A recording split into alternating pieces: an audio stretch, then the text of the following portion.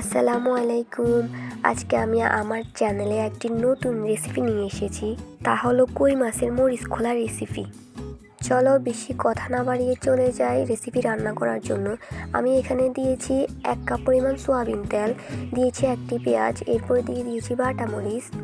বাটা মরিচগুলো আমি আগেই বেটে রেখেছি। বাটা মরিচের সাথে দিয়ে দিয়েছি রসুন, পেঁয়াজ, শুকনো মরিচ। বাটা মরিচগুলো কিছুক্ষণ পেঁয়াজের সাথে ভেজে নিব। এরপর দিয়ে দিয়েছি স্বাদ মতো লবণ, 1 চা চামচ হলুদের গুঁড়া,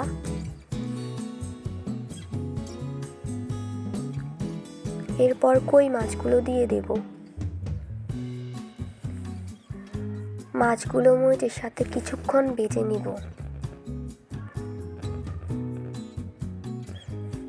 কিছুক্ষণ ভেজে নেওয়ার পর মাছগুলো কষানোর জন্য পরিমাণ মতো পানি দিয়ে দেব।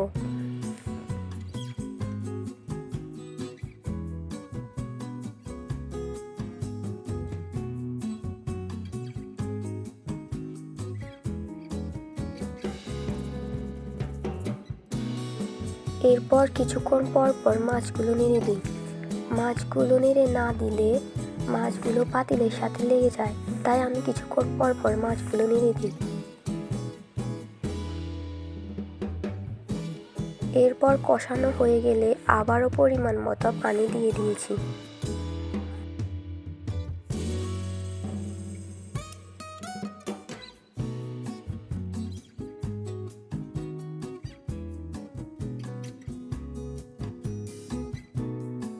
এরপর মরিচ খোলা মাখা মাখা হয়ে আসলে নামিয়ে ফেলব।